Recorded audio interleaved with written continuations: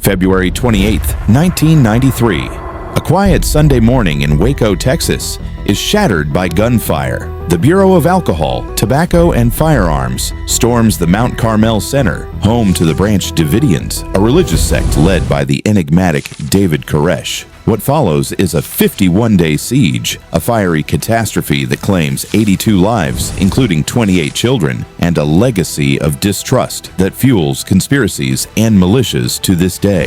The Waco Siege isn't just a tragedy, it's a chilling warning of what happens when faith, firepower, and federal overreach collide. Let's unravel this haunting story. You're watching Crime Cipher, where history's darkest crimes aren't just told, they're decoded. If you believe this story still matters, hit subscribe and dive in. The Branch Davidians were an offshoot of the Seventh-day Adventist Church, founded in the 1930s by Victor Hotef. By 1993, they were led by David Koresh, born Vernon Howell, a charismatic 33-year-old who claimed to be a messianic figure, the Lamb, destined to unlock the Bible's 7 seals. To his 130 followers at Mount Carmel, Koresh was a prophet who spoke to God, preaching an imminent apocalypse where they'd battle the army of Babylon. He justified extreme practices like taking spiritual wives as young as 11 and stockpiling weapons for the end times. Their compound, a sprawling 77-acre ranch 13 miles from Waco, doubled as a gun shop. The Mag Bag, which caught the ATF's attention after a UPS driver reported suspicious deliveries of explosives in June 1992. The ATF's raid, codenamed Showtime, was meant to be a swift operation. Armed with a search warrant for illegal weapons and an arrest warrant for Koresh, over 70 agents descended on February 28th, expecting surprise. But the Davidians were tipped off by a local reporter asking Koresh's brother-in-law, a mail carrier, for directions to the compound. When agents arrived, a gunfight erupted. Who fired first remains disputed, but the toll was immediate. 4 ATF agents and 5 Davidians dead, 16 agents wounded. Koresh, shot in the hip, retreated inside, and the FBI took over, launching a siege that would grip the nation. For 51 days, nearly 900 law enforcement officials, including FBI hostage rescue teams, surrounded Mount Carmel. Tanks, armored vehicles, and snipers encircled the compound, while negotiators led by Byron Sage made 754 phone calls to Koresh. The Davidians released 35 people, including 21 children, but Koresh stalled, claiming divine instructions. The FBI's tactical team grew impatient, blasting psychological warfare, screams of slaughtered rabbits, jet engine noises, and Nancy Sinatra's "These Boots Are Made for Walkin'" to break the Davidians' resolve. Koresh's sermons grew erratic, promising violence if attacked, yet denying plans for mass suicide. Survivor David Thibodeau later wrote, "We were believers, not brainwashed victims," insisting their faith drove their defiance, not blind loyalty. If you've made it this far, what do you think? Were the Davidians victims of overreach or dangerous zealots? Drop a if you think the government went too far, or if it was a justified response. Let's see what this community really thinks. Tensions boiled as the siege became a media circus. Over 1,000 reporters swarmed Waco, their satellite trucks lining highways. Tabloid questions about Koresh's wives mingled with serious debates about religious freedom and government power. The ATF, stung by the botched raid, faced scrutiny for ignoring Koresh's routine jogs when he could have been arrested peacefully. The FBI's dual approach, negotiation versus aggression, fractured. Hostage rescue team commander Richard Rogers, criticized for his role in the 1992 Ruby Ridge standoff, pushed for force, while negotiators begged for time. By mid-March, Waco's hotels overflowed, and agents working overtime grew restless. On April 19th, Attorney General Janet Reno, new to her role, approved a plan to end the standoff. At 6 a.m., FBI tanks punched holes in the compound, pumping 400 canisters of CS tear gas,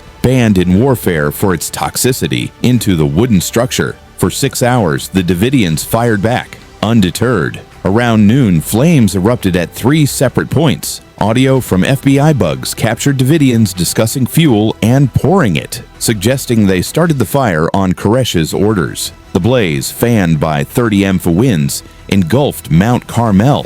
Firefighters held back for safety couldn't intervene. Only 9 Davidians escaped, 76 perished, including 28 children. Autopsies revealed 25 died of smoke inhalation, but others, including Koresh, had gunshot wounds, hinting at suicide or murder-suicide. The fire's cause remains a lightning rod. The 2000 Danforth investigation, ordered by Reno, concluded the Davidians set the blaze, citing audio evidence and aerial footage of simultaneous ignition points. Yet survivors and critics point to the FBI's flammable CS gas, revealed in 1999, and alleged stray tank sparks or gunfire. The government insists no agents fired live rounds. But conspiracy theories thrive, fueled by distrust from Ruby Ridge and Waco's mishandling.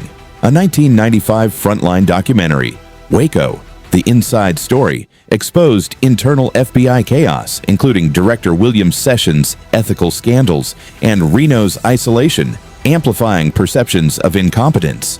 The human toll was staggering. Children as young as 2 burned or suffocated. Koresh, shot in the forehead, died alongside his deputy, Steve Schneider. Survivors like Clive Doyle told People in 2025 that Koresh made scriptures come alive, but admitted his prophecies of government attack came true. Families of the 4 ATF agents, Conway LeBlanc, Todd McKeon, Robert Williams, and Stephen Willis, mourned, while the agency defended its dedicated professionals in a 1993 Treasury report. Waco's scars linger. 8 Davidians were convicted of manslaughter, but no one was held accountable for the fire's mass casualties. Waco's legacy is its most terrifying aspect. It became ground zero for future militancy. As author Jeff Gwynne writes in Waco, David Koresh, the Branch Davidians, and a legacy of rage. Timothy McVeigh, who bombed the Oklahoma City Federal Building on April 19, 1995,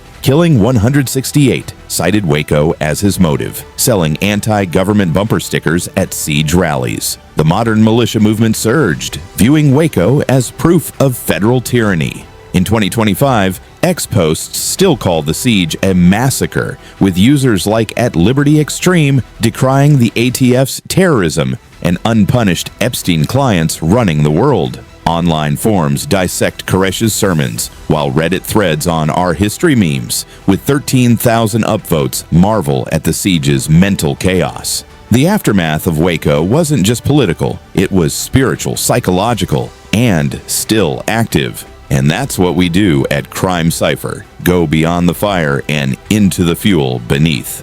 Waco reshaped America. Schools adopted active shooter drills, and law enforcement revised tactics. Yet debates over gun rights, religious freedom, and government overreach persist.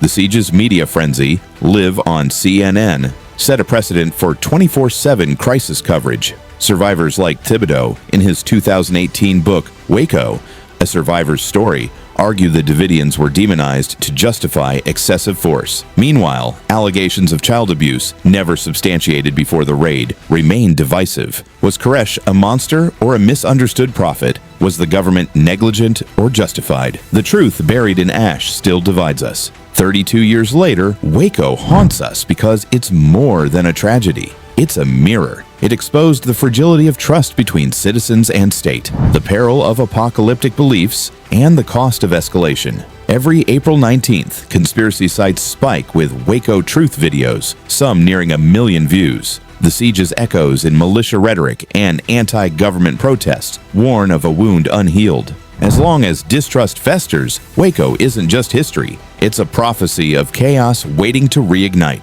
The Waco Siege isn't just a memory, it's a warning. If this story made you think, hit like and help us reach more people with these forgotten truths. Subscribe to Crime Cipher for weekly dives into the darkest turning points in history. Drop your thoughts in the comments. How do we prevent another Waco? Until next time, stay curious, stay vigilant, and keep decoding with Crime Cipher.